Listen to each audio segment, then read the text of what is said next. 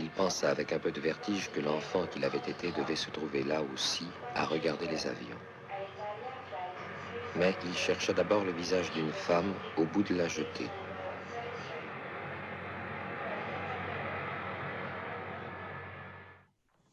Ok, ça marche? Vous voyez mon slide là? On le voit. Ah, cool. Ok, donc je suis Sean Raymond. Auparavant, je disais comme Sean Connery parce que ça valide le prénom dans les endroits francophones. Mais c'est triste maintenant puisqu'il vient de mourir.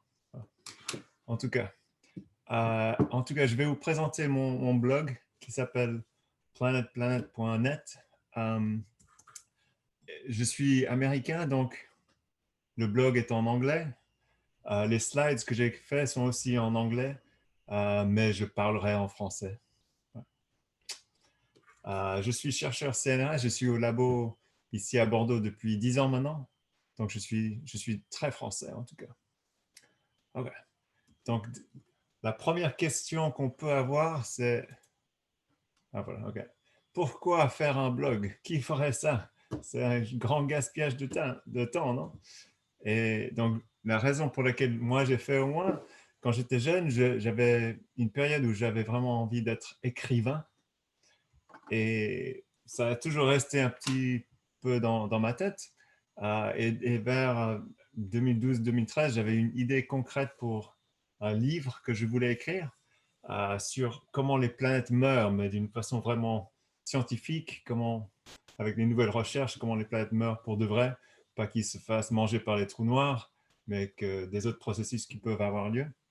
Et j'ai parlé avec des gens et ils ont dit, ah oui, ben, personne ne te connaît et tu n'as pas l'habitude d'écrire pour les gens de vulgarisation. Donc fais un blog et puis on verra ce qui se passe. Alors j'ai fait ça et puis depuis 2013, je fais des blogs. Et un bénéfice de côté qui était assez rigolo, c'est qu'il y a plusieurs projets maintenant qui sont sortis d'idées un peu folles sur le blog. Donc ça commence avec ah, c'est rigolo ça. Et ensuite on dit ah, c'est une vraie idée scientifique que personne n'a vraiment creusé. Ça arrive de temps en temps. Donc là, je vais vous parler pendant pas trop longtemps. Je vais d'abord vous parler des différents types de contenus que je fais sur le blog. Et ensuite, on fera une expérience de pensée comme on a vu. Mais là, ce sera une expérience de un peu, ça s'appelle parfois le world building. C'est de création de systèmes planétaires. Donc, pour commencer, une chose que j'ai fait de plus en plus depuis quelques années, c'est les poésies en astronomie. Et récemment, j'ai publié un livre là-dessus. J'avais mis un lien Amazon dans le chat. Donc, je vous raconterai juste le premier paragraphe du livre. Je vous le citerai très vite. C'est Does anyone out there just hate all the stars, despise every planet from Neptune to Mars, loathe the mere sight of an asteroid or comet, look at the moon and just instantly vomit? Donc, vous voyez le style, c'est un style qui rime. C'est en anglais des livres de Dr. Seuss sont très communs. Et la raison pour laquelle j'ai commencé à faire ça, c'est parce que j'avais commencé le blog. J'avais deux enfants qui adoraient ces livres et je les lisais tout le temps. Et ça s'est un peu collé dans la tête. Donc le livre maintenant, il est sorti. Il y a aussi une dizaine d'autres poésies astronomiques sur mon blog. Il y a des dessins qui sont faits par mon fils. C'est rigolo. Le prochain, c'est un truc qui risque d'intéresser les gens de science-fiction un peu plus concrètement. J'appelle ça Real Life Sci-Fi World. Donc, l'idée là, c'est que regardons avec un œil scientifique les mondes qui sont créés dans la science-fiction. Et ça va dans les deux sens. Donc, par exemple, ce que vous voyez là à gauche, c'est un système où j'ai essayé d'envisager un système planétaire qui pourrait correspondre à l'histoire Nightfall de Isaac Asimov, qui est un monde où il n'y a jamais la nuit. Et Quand les ténèbres viendront en français, pour ceux qui Ah, okay. connaîtraient sous son titre français. Merci pour ça. Considéré comme une des plus grandes nouvelles de science-fiction. Oui, c'était magnifique. C'est magnifique comme l'histoire et ensuite il a fait tout un roman. C'était bien. Et donc, il décrit dans le roman, en fait, comment les étoiles sont placées. Et donc, avec les contraintes de stabilité orbitale, j'ai essayé de construire ce système. Et c'est ce que vous voyez à gauche, et ça ne marche pas du tout. C'est complètement, ça colle pas avec l'histoire. Ça reste pas, la planète ne reste pas en nuit tout le temps. Et j'ai joué avec et j'ai fait un système qui peut marcher. Et si ça vous intéresse, vous pouvez voir. Là au milieu, vous voyez, j'ai aussi fait un blog sur des planètes style Dune, comme Dune, bien sûr, et les enjeux climatiques, par exemple. Et ce qui est bien avec le labo, c'est que j'ai partagé un bureau pendant 6 ans ou plus avec Franck Celsis, là.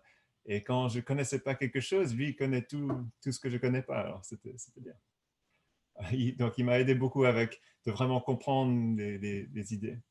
Et parfois même, il y a des idées qui viennent plutôt du côté scientifique et on se dit, ah, il y a pas mal de potentiel science-fiction là-dedans.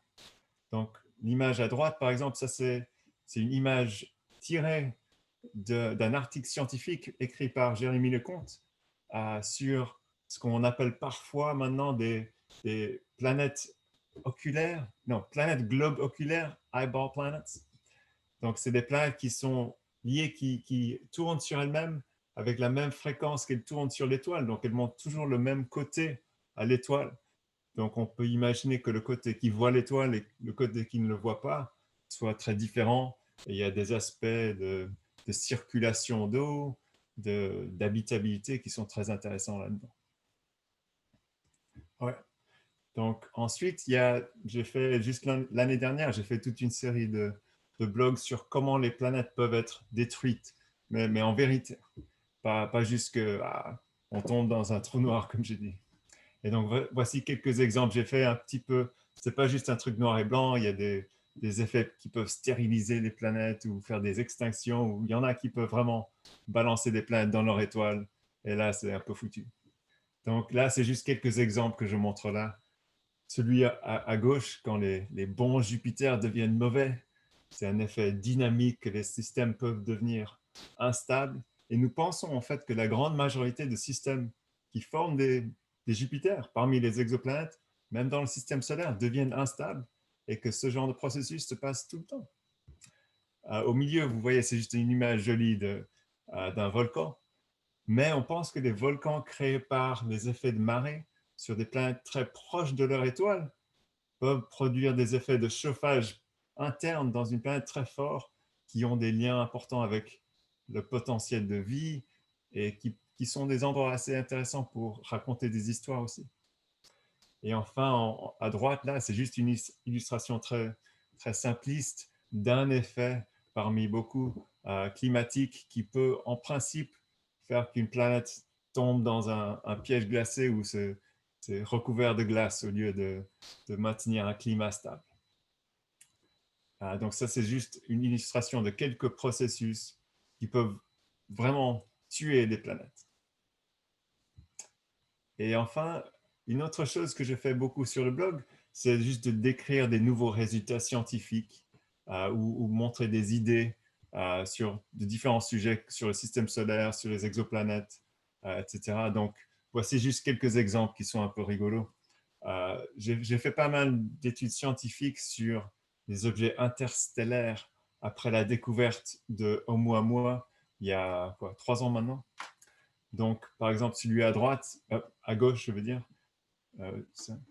Donc, celui-ci, si vous voyez ma souris, avec le pain, ça c'est une histoire que j'ai racontée sur Oumuamua, sur une idée intéressante, scientifique, et qui a un potentiel science-fiction aussi, c'est qu'on pense qu'il y a pas mal de ces objets interstellaires dans l'espace entre les étoiles.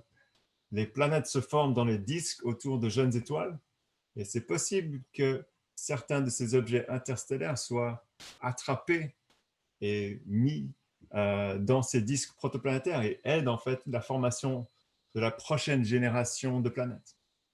Et donc, dans ce cas, il y a un type de pain, je ne connais pas le nom en français, c'est sourdough. C'est un type de pain où on utilise un petit morceau de l'ancien pain pour faire la pâte du prochain. Donc ça, c'est l'idée. C'est pour ça qu'il y a un pain dans cette illustration. Le pain au levain. Ah, ok, pas en levant. Ensuite, juste une autre idée, par exemple, j'ai fait une étude sur les astéroïdes et comment on devrait penser presque philosophiquement de la ceinture d'astéroïdes, si c'était initialement vide ou initialement rempli et c'est vidé ou initialement vide et c'est rempli. C'est une façon de penser. Et enfin, un truc qui a reçu beaucoup d'attention dans les médias, mais qui était vraiment simple comme étude, c'est l'idée que les lunes peuvent avoir leur propre lune. Et on a réfléchi à ça et fait des calculs très, très simplistes, mais qui étaient amusants. OK, maintenant je vais passer à la phase de l'expérience de pensée. Et voici le but. Ça a commencé avec un enjeu. Le premier enjeu, c'est celui-ci. Je me le suis donné, c'était un de mes premiers blogs en 2013 ou 2014. Et voici l'idée. Si on prend le système solaire et on garde tous les orbites, donc on ne peut pas changer la forme des orbites ou où elles sont, et on ne peut pas changer les objets, les planètes, les lunes, euh, mais on peut déplacer les planètes et les lunes d'une orbite à l'autre. Est-ce qu'on peut réarranger le système solaire pour avoir plus de planètes potentiellement habitables? C'est juste et il faut aussi que ça soit stable dynamiquement. Euh, donc, en réfléchissant à ça, j'ai créé ce système-là, que j'ai appelé un meilleur système solaire. Et donc, c'est un peu rigolo, et bien sûr, ce n'est pas forcément réaliste de tous les côtés, mais voilà ce que j'ai fait. Donc, la partie grise, si on dit que ça, c'est la zone habitable, là où, si une planète a une bonne atmosphère, c'est possible d'avoir de l'eau liquide à la surface, s'il y a de l'eau. Donc, j'ai enlevé Vénus et j'ai mis Mars au lieu, parce que c'est possible que Mars pourrait garder son eau un peu mieux que Vénus l'a fait, en étant un peu plus près du Soleil. Bien sûr, il ne faut rien faire avec la Terre. Ça, c'est le seul qu'on sait vraiment va avoir de la vie. Donc, on laisse la Terre, on vire la Lune, mais on met la Lune d'une grande satellite de Saturne qui s'appelle Titan. On l'échange avec la Lune. Titan a beaucoup de volatiles, beaucoup d'eau. Ouais, c'est possible qu'il y aurait de l'eau là-dessus. Ensuite, le truc le plus important, c'est que j'ai viré Mars et je l'ai remplacé avec Jupiter. Et maintenant, Jupiter n'est pas seul. Il y a un système de 4 grandes lunes que j'ai joué avec. J'ai mis Eris, Europe, et Ganymède et Vénus. Vénus très tôt dans son enfance. Et comme ça, on peut imaginer. J'ai même fait des simulations encore pour vérifier que c'était bien stable dynamiquement. Et ce système-là peut en principe avoir peut-être 7 mondes habitables dans notre système solaire. Donc pas Jupiter elle-même, mais ses lunes, et la Terre et sa lune Titan, et Mars. Donc ça, c'était au début, on peut voir sur le blog où est-ce que les gens regardent, ils visitent quelle page, et c'était ça que les gens visitaient. Ils ne regardaient pas les autres choses que j'écrivais. Donc je me suis dit, ah, ok, si ça intéresse les gens, je vais faire quelque chose d'un peu plus grand. Donc, qu'est-ce qu'on peut faire d'un peu plus grand? C'est le deuxième enjeu. C'est juste de faire la même chose, mais d'une façon générale. En construisant dès le départ, comment est-ce qu'on peut construire des systèmes planétaires en maximisant le nombre de planètes potentiellement habitables. Donc, ça, c'est le jeu. Et donc, c'est un peu comme Franck racontait ce qu'avait dit Feynman, que la créativité scientifique, c'est l'imagination dans un straitjacket. C'est quoi le mot encore? Camisole. Camisole, ok. Donc, c'est l'imagination dans une camisole. Donc là, dans ce cas-là, la camisole, c'est la stabilité orbitale.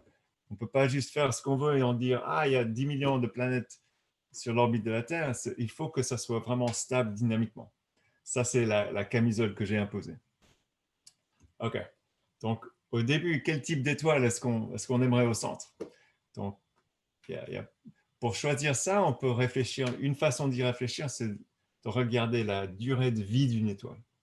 Donc, ce serait bien d'avoir une étoile qui dure pendant des milliards et des milliards d'années. En même temps, pour des étoiles qui sont de très faible masse, qui durent pour très, très longtemps, ça, c'est ce qu'on voit dans cette courbe. On voit, ça, c'est la durée de vie d'une étoile sur l'axe vertical selon la masse de l'étoile. Donc, le Soleil, c'est à 1. Vous voyez ma souris quand je la déplace? OK. Donc, le Soleil, il est là. Ah Le oui. Soleil dure quelque chose comme 10 milliards d'années en tout. Et les étoiles de très faible masse durent beaucoup plus longtemps. Les étoiles beaucoup plus massives durent beaucoup moins de temps. Donc, on aimerait que ça dure longtemps. Par contre, les étoiles qui sont de très faible masse, pour être dans la zone habitable, il faut être juste à côté de l'étoile. Il y a les effets de marée qui peuvent être très forts. Est-ce que ça, c'est vraiment mauvais pour l'habitabilité? On ne sait pas vraiment. Mais c'est différent que la Terre. Donc, si on veut éviter ça, on peut se mettre un peu moins massif que le Soleil. Comme ça dure plus longtemps, mais ce n'est pas fou avec les effets de marée. Ensuite, pour les types de planètes, il y a un avantage d'avoir des planètes petites parce qu'on peut mettre plus de planètes dans la zone habitable, comme on verra, mais on ne veut pas des planètes trop petites non plus. Donc, il y a des raisons pour dire peut-être la moitié de la masse de la Terre, c'est bien. Maintenant, la partie qu'on va regarder beaucoup, c'est la stabilité orbitale. Et quand on parle de la stabilité orbitale, on entend parler beaucoup d'une unité de mesure qui s'appelle le rayon de Hill. Ça, c'est une unité de mesure en termes d'espacement des planètes. Il faut qu'elle soit au moins une certaine quantité de rayons de Hill écartés pour que ça soit stable. Et juste pour vous dire, le rayon de Hill, ce que c'est juste l'endroit autour d'une étoile, là où la gravitation de la planète domine sur la gravitation de l'étoile. C'est une façon très simple d'y réfléchir. Donc, si ça, c'est le Soleil et puis une planète, c'est le petit rayon rouge là, que ce serait le rayon de Hill. Donc, très simplement, s'il y a un système avec deux planètes autour d'une étoile, il faut qu'il soit au moins 3,5 de rayons de Hill séparés pour que ça soit stable. C'est très simple. Ensuite, quand il y a plus de planètes, il faut qu'ils soient un peu plus écartés parce que la gravitation est accumulée avec les autres planètes qui perturbent ici et là. Et il y a des études scientifiques qui montrent exactement le critère de combien de rayons de Hill il faut espacer des choses. Donc, avec ces ingrédients-là, on peut réfléchir, puisque le rayon de Hill est plus grand pour les planètes plus massives, combien de ces orbites de planètes est-ce qu'on peut mettre dans la zone habitable? Donc, ce qu'on voit là, c'est de faire ça avec des planètes de différentes masses. Donc, à gauche, ici, ça, c'est des planètes de 1/10 de la masse de la Terre, à peu près la masse de Mars. Et on voit que dans la zone habitable qui est en gris, là, on peut mettre, je ne sais pas, une dizaine, une douzaine d'orbites. Pour les planètes qui sont de la masse de la Terre, c'est, je sais pas, 7 ou 8 orbites comme ça. Et pour des planètes beaucoup plus massives, style Neptune, qui fait à peu près 15 masses terrestres, mais là c'est 10 masses terrestres, on peut en mettre que 3. Donc on continue. Comment est-ce qu'on peut construire? Quels autres ingrédients on peut faire? On peut faire des trucs de ninja. Et donc, qu'est-ce que c'est ça? Ça, c'est des choses où sur une même orbite, on peut y avoir plus qu'un monde. Et il y a au moins deux techniques qu'on peut utiliser. On peut faire avec des planètes binaires ou des lunes, c'est-à-dire, c'est comme les lunes d'une planète où quelque chose quelque chose de petit tourne autour de quelque chose de grand, comme les lunes de Jupiter. Par contre, on peut avoir deux objets qui tournent l'une autour de l'autre aussi, comme une planète binaire. Donc, la Terre et la Lune, ce n'est pas tout à fait une planète binaire parce que la Lune fait toujours seulement 1% de la masse de la Terre, mais on peut envisager que ça soit plus égal en masse. L'autre technique qu'on peut faire, c'est d'avoir des troyens. Qu'est-ce que c'est des troyens?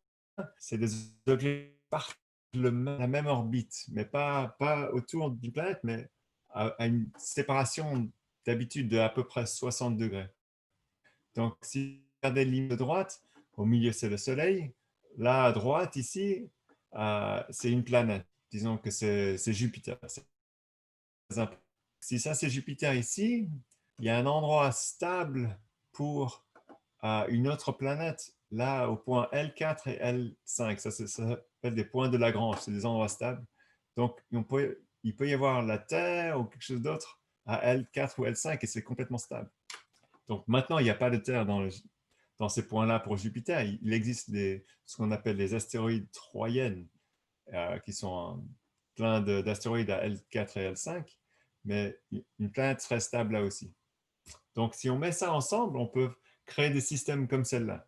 Là, c'est un système où on a mis 6 orbites dans la zone habitable et chaque orbite contient 4 mondes.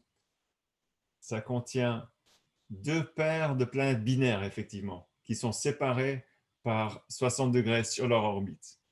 Donc, c'est pas mal. Là, on a déjà 6 x 4, 24 planètes ou mondes habitables dans un système. Et bien sûr, on peut faire légèrement différemment.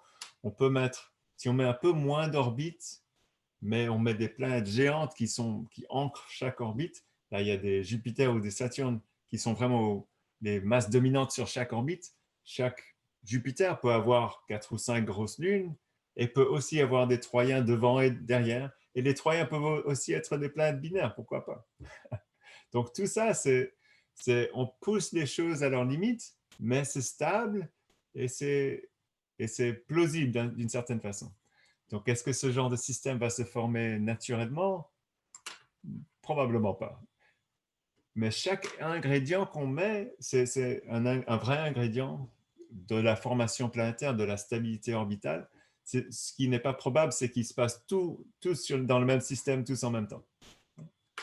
Mais c'est toujours, dans l'expérience de pensée, on est dans les contraintes.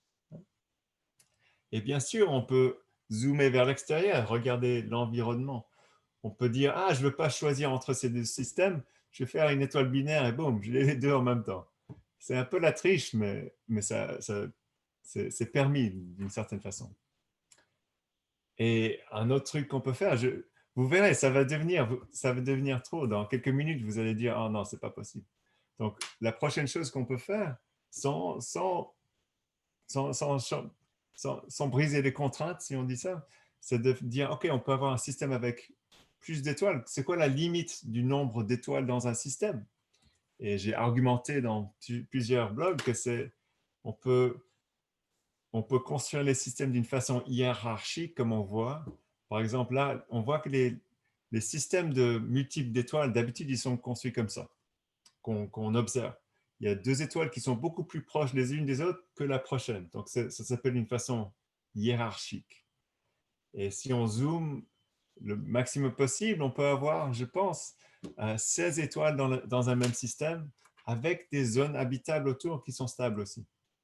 Donc, si chacune de ces zones habitables a un système comme ça fait quelque chose comme 500 planètes ou mondes habitables dans un système gravitationnel.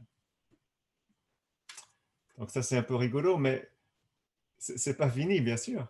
Donc, je viens de vous dire qu'il faut avoir des orbites différentes de planètes, et une planète par orbite ou parfois des Troyens, mais ce qui a été trouvé dans les années 80, en fait, c'est que ceci est stable aussi. Il existe des configurations où il y a des anneaux de planètes qui sont stables. Et j'y croyais pas quand j'ai vu ça. Donc, j'ai fait tourner pas mal de simulations à NCORE de ce genre de cas, mais je vous racontais avant que pour la stabilité, il fallait que les orbites des planètes soient écartées par au moins 5 ou 10, quelque chose comme ça, rayons de Hill. Ouais. Mais il se trouve qu'avec une situation comme celle-ci, sur un anneau, c'est stable si les planètes au long de l'anneau sont espacées par au moins 10 ou 15 rayons de Hill. Et c'est stable, c'est entièrement stable comme ça. Et là, on peut avoir 42 Terre sur une même orbite. C'est la réponse à la question de l'univers et tout ça. Et bien sûr, on peut avoir plus qu'un anneau comme ça dans la zone habitable. On peut avoir au moins 6 comme ça, et on peut même aller plus loin sans briser les contraintes pour garder la stabilité orbitale. On peut faire, on peut pas mettre les anneaux plus près les unes des autres. Et la réponse est oui, si un anneau tourne dans un sens et le prochain tourne dans l'autre sens. Donc, si on fait ceci et les anneaux voisins tournent dans l'autre sens autour d'une étoile, c'est stable. Et on peut les mettre les plus proches les unes des autres. Donc, ça devient de plus en plus ridicule d'une certaine façon parce qu'il y a de plus en plus de choses qui doivent avoir lieu dans un même système. mais ce n'est pas impossible. Donc, moi, j'ai appelé ça, puisque on ne trouverait jamais ça dans la nature, en particulier parce que les disques desquels, là où les planètes se forment tournent dans un sens. Donc, avoir des anneaux qui tournent un dans un sens et un dans l'autre, ce n'est pas très physique, même si ça serait stable si quelqu'un le crée par exprès, comme on fait dans les ordinateurs. Donc, moi, j'ai appelé ça que ce soit un système engineered, créé par quelqu'un. Donc, j'avais proposé que si on voyait un système comme ça autour d'une étoile, c'est vraiment une œuvre d'art faite par une civilisation extraterrestre super avancée, parce qu'on ne sait pas comment construire ce genre de choses. Mais c'est pas fini. Donc, je vous ai parlé de ce rayon de Hill qui est important pour espacer les choses. Et ça dépend de la masse des planètes, mais ça dépend aussi de la masse centrale. Donc, ça veut dire de la masse de l'étoile au milieu. Et d'habitude, on pense à la zone habitable et ce qui est au centre, ça donne la lumière et ça donne aussi la gravitation. Mais si on pouvait couper ces deux et avoir quelque chose qui donnait la gravitation et quelque chose d'autre qui donnait la lumière ou la chaleur, ça serait intéressant au niveau de combien de planètes on peut mettre dans la zone habitable.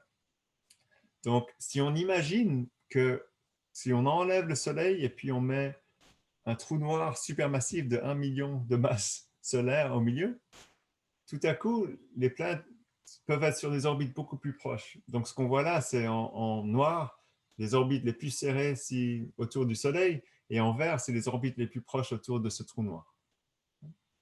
Donc, continuons dans le même esprit qu'avant. On peut mettre dans une zone habitable facilement 500 ou plus de planètes comme la Terre sur des orbites concentriques. Et au milieu, il y a un trou noir supermassif. Et pour donner la lumière, on met un anneau d'étoiles, comme l'anneau de planète qu'on a vu avant. On peut mettre un anneau d'étoiles dans ce cas-là.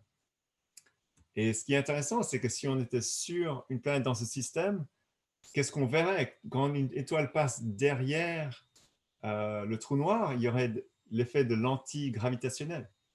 Donc ça, c'est une simulation qu'a fait quelqu'un qui est fan de mon blog pour montrer ça. Donc ce qu'on voit là, c'est si on était sur une de ces planètes dans ce système et on voit les étoiles qui bougent. C'est rigolo, on voit chaque fois qu'une passe directement derrière, on voit la lentille gravitationnelle. Et enfin, si on met tout ça ensemble avec les anneaux de planètes et les trous noirs, on peut faire un système où il y aurait 1 million de planètes comme la Terre dans un seul système, dans une seule zone habitable, si on peut appeler comme ça. Donc, et il y a des différentes façons de construire ça.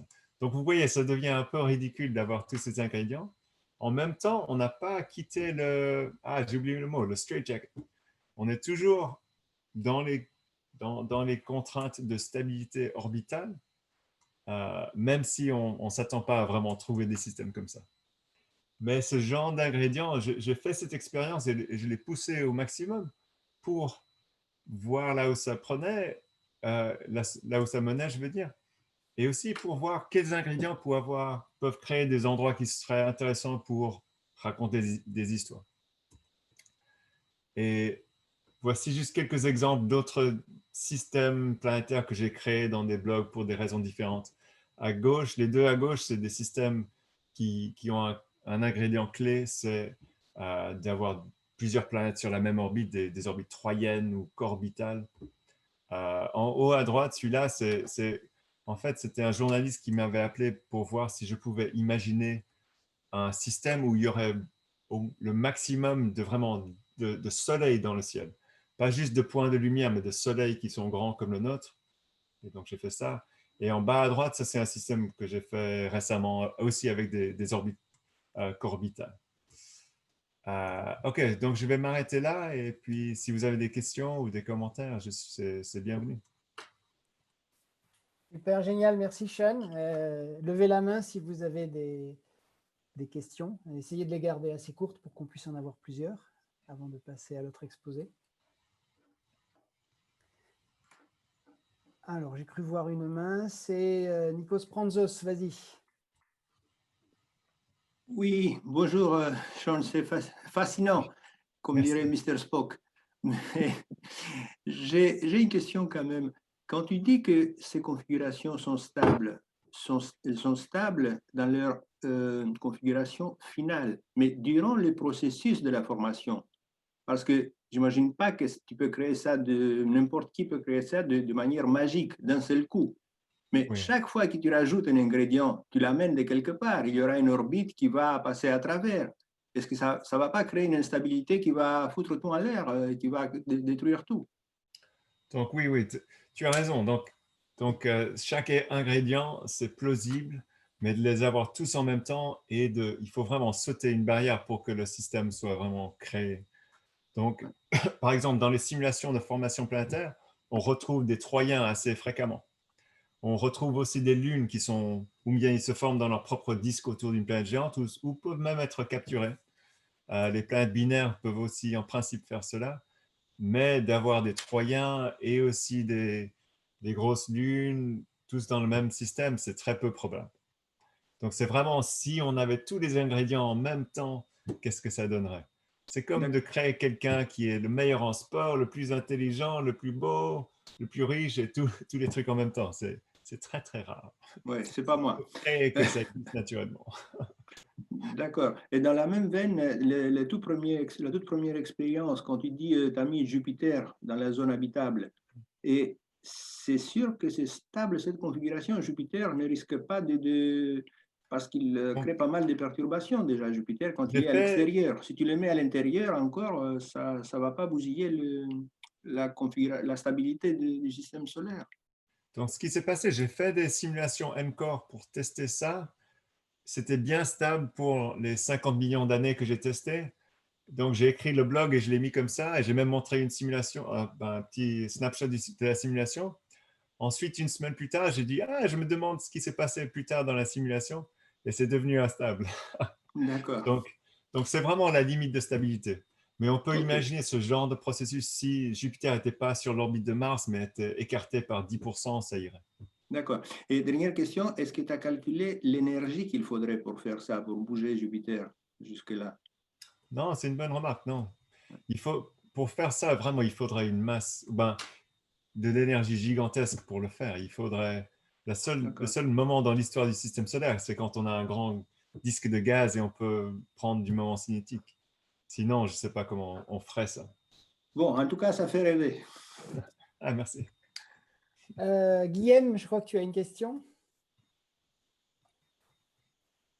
Oui, c'est une remarque rapide. C'est que bon, ce jeu est absolument génial. Enfin, je l'ai pris comme un jeu parce que je n'y connais rien et que j'étais fasciné.